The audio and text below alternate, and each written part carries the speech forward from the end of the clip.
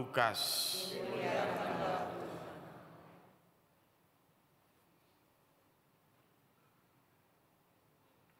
Sekali peristiwa Yesus turun dari sebuah bukit bersama dengan ke-12 rasul dan berhenti pada suatu tempat yang datar. Di situ berkumpul sejumlah besar murid-muridnya dan banyak orang lain yang datang dari seluruh Yudea dan dari Yerusalem serta dari daerah pantai Tirus dan Sidon. Lalu Yesus memandang murid-muridnya dan berkata, "Berbahagialah hai kamu yang miskin, karena kamulah yang punya kerajaan Allah. Berbahagialah hai kamu yang sekarang ini lapar, karena kamu akan dipuaskan. Berbahagialah hai kamu yang sekarang ini menangis, karena kamu akan tertawa. Berbahagialah kamu jika kamu dibenci, dikucilkan, dan namamu dicela, serta ditolak demi Putra Manusia. Bersukacitalah pada waktu itu dan bergembiralah, sebab sesungguhnya upahmu besar di surga. Karena demikian juga nenek moyang mereka telah memperlakukan para nabi. Tetapi celakalah kamu, hai kamu yang kaya, karena dalam kekayaanmu kamu telah memperoleh penghiburanmu. Celakalah kamu yang sekarang ini kenyang, karena kamu akan lapar. Celakalah kamu yang sekarang ini tertawa, karena kamu akan berduka cita dan menangis. Celakalah kamu jika semua orang memuji kamu, karena demikian juga nenek moyang mereka telah memperlakukan nabi-nabi palsu." Demikianlah sabda Tuhan.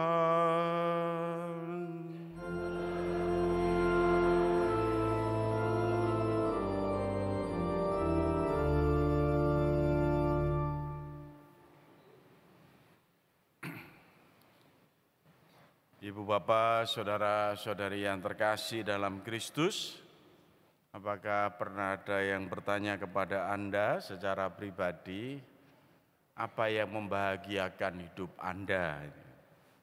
Apa arti kebahagiaan dalam hidup Anda? Mungkin jarang ya, atau bahkan mungkin sudah hidup lama itu kita jarang ditanya tentang apa yang membahagiakan hidup Anda. Bahkan mungkin oleh pasangan kita tidak pernah ditanya begitu.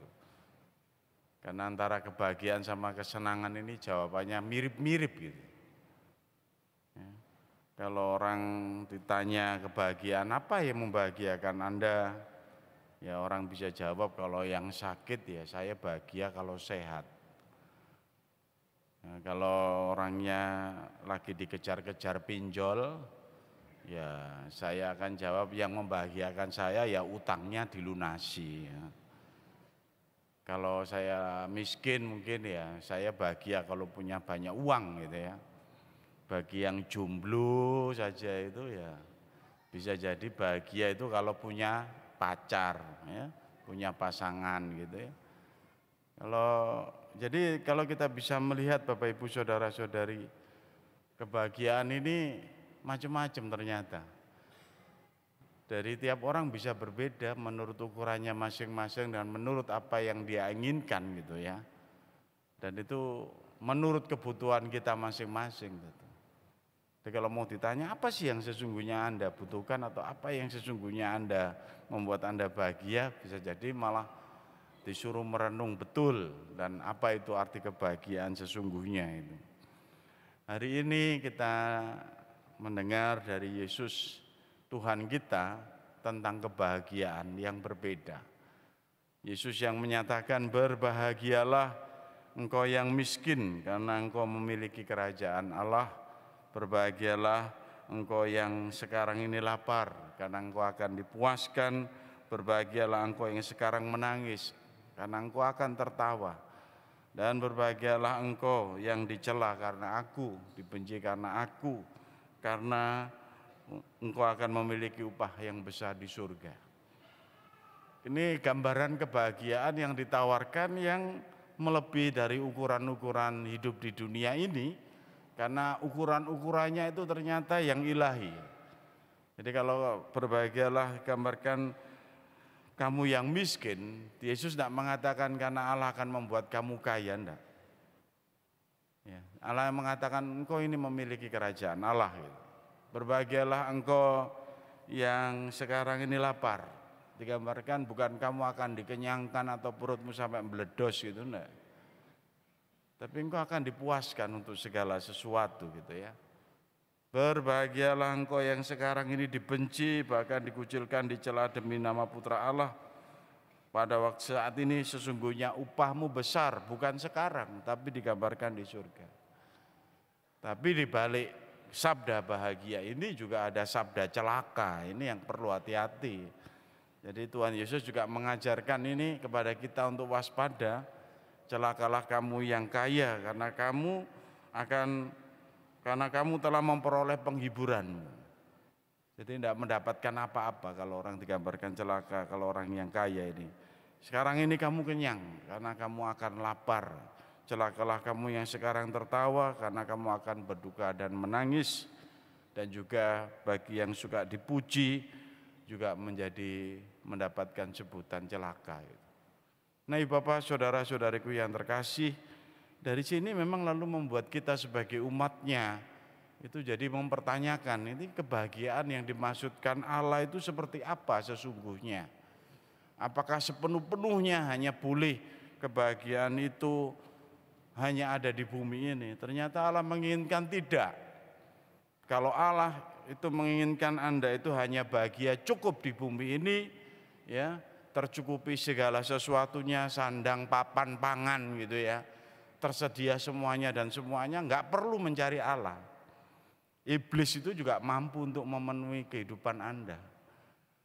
Ada banyak ilmu berbahagialah ala iblis, ya, ilmu pesugihan, ilmu pelet, macam-macam itu.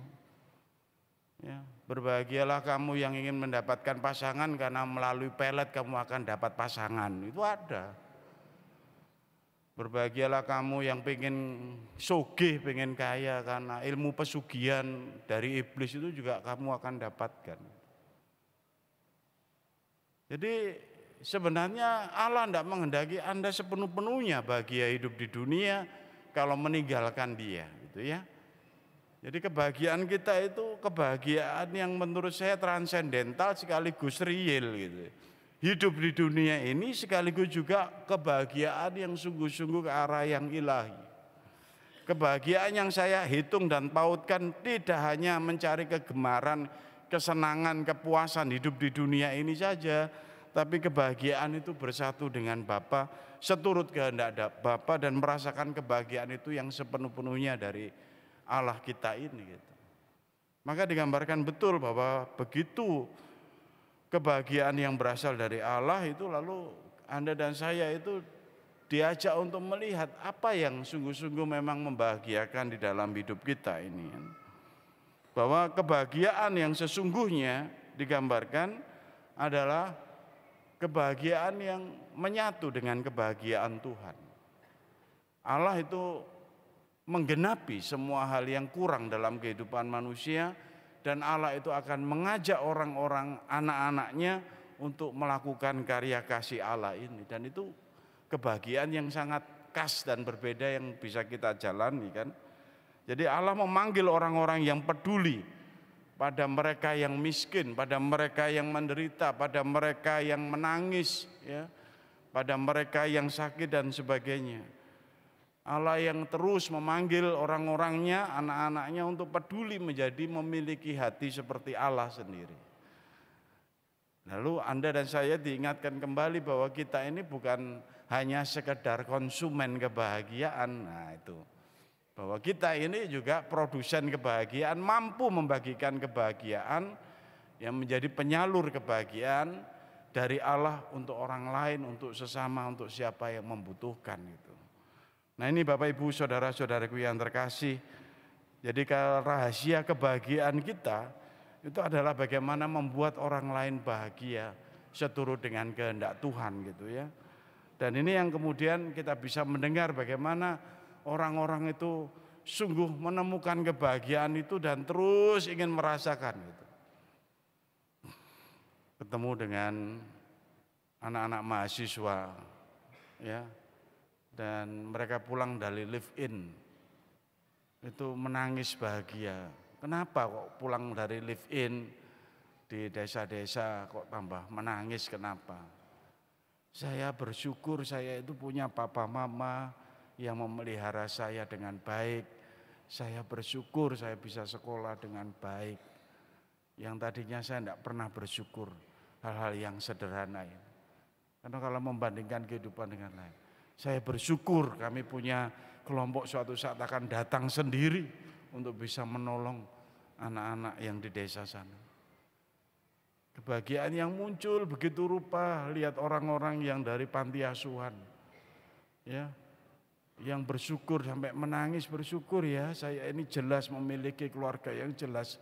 Itu di panti asuhan itu ada anak-anak yang cerdas, yang jelas, tapi sejak kecil nggak tahu, susternya pun nggak tahu, yang menerima mereka nggak tahu, orang tuanya nggak jelas, kasihan.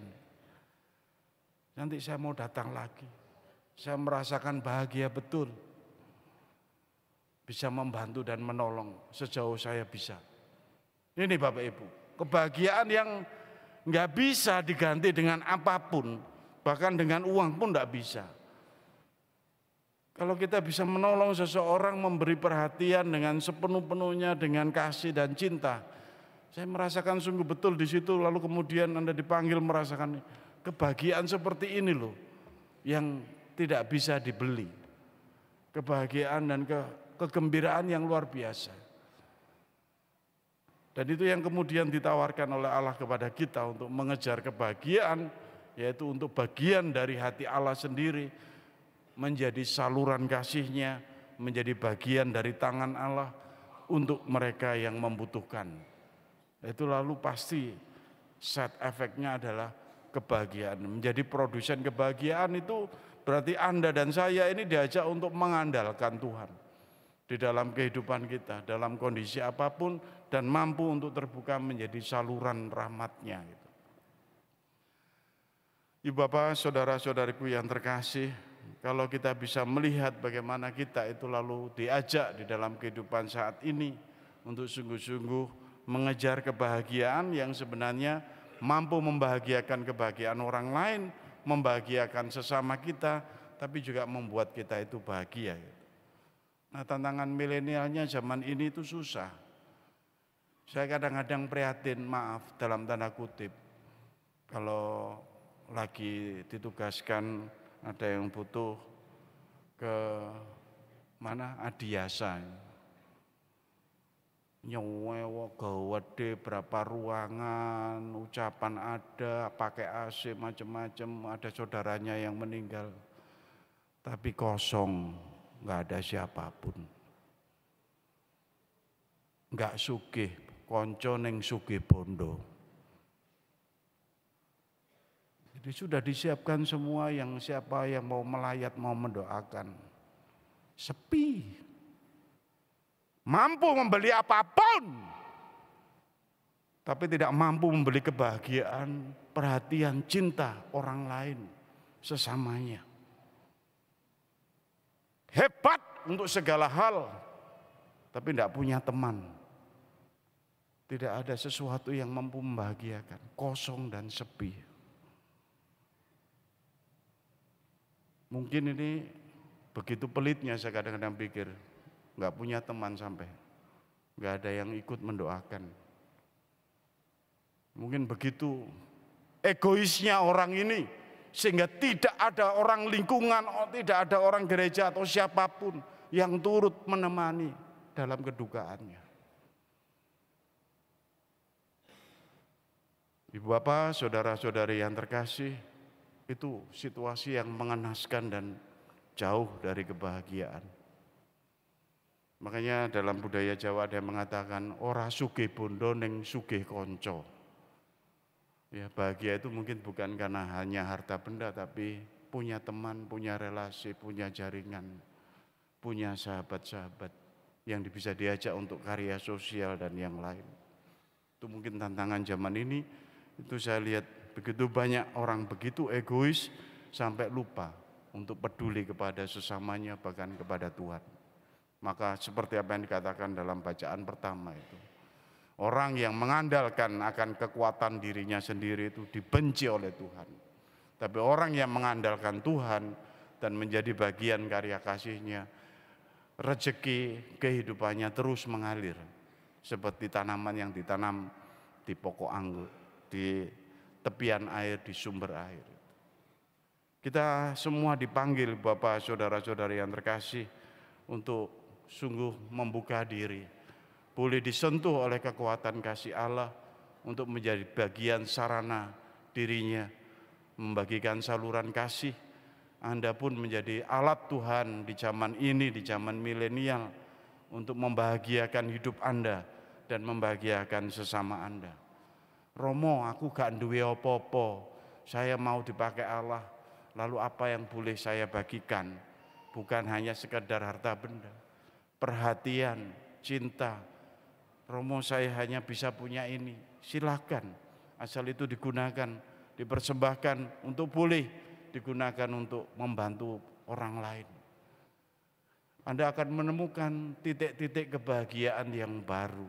Anda akan menemukan kekuatan ilahi transendental kebahagiaan yang pasti menopang hidup Anda dan keluarga Anda.